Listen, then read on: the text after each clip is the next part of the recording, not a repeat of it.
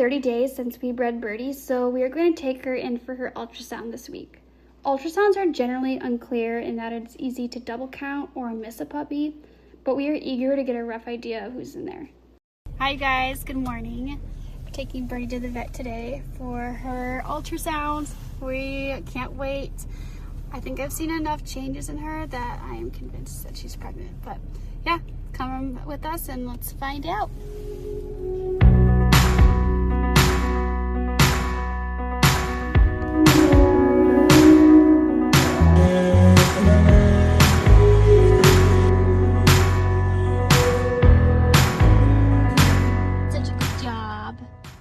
Okay, you guys, we just finished up at the vet and they said they saw at least 6 puppies. So that is awesome and I'm really happy with that.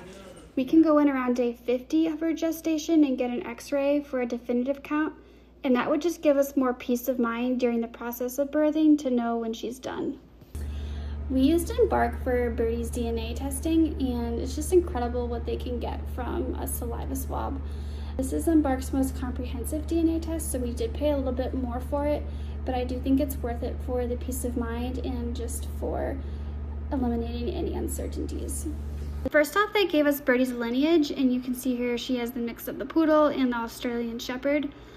When you breed past the first generation of purebreds and you breed back to the Poodle hybrid, you decrease the chance for shedding, and that is really important to us in our situation from an allergy standpoint.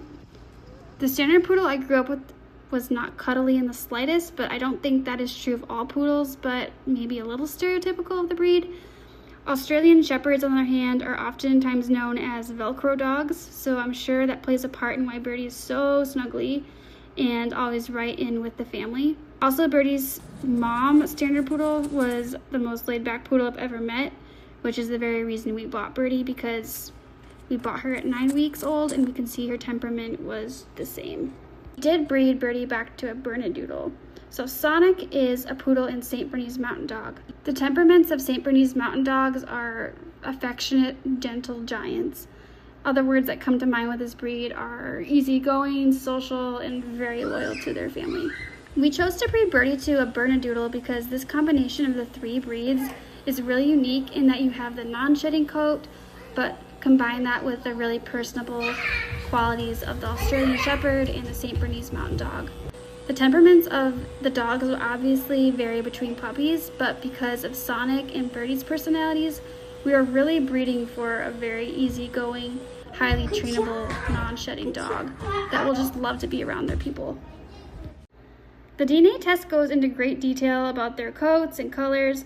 Because we know Sonic's DNA and Birdie's DNA, we're able to know what the possibilities for coloring will be. It's looking like Merrill red, red tuxedo, and all black are possibilities. I was surprised by the red, but that is a recessive gene they both carry, so we'll see. These are obviously just pictures of what some of the colorings could be, so you get an idea, so take it with a grain of salt. Interesting though, and very fun to dust off the AP biology cobwebs. I mean, there's just so much here. Muzzle length, tail length, eye color, altitude adaptation. I mean, it's just wild. Her genetic testing came back completely clear. Some of these are breed specific, which is cool to see and reassuring. I mean, there are literally hundreds of diseases that they test for.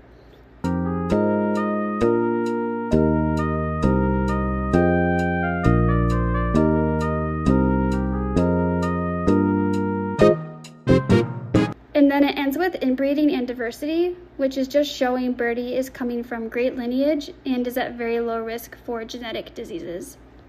Birdie's gestation period is between 61 and 63 days, roughly 9 weeks.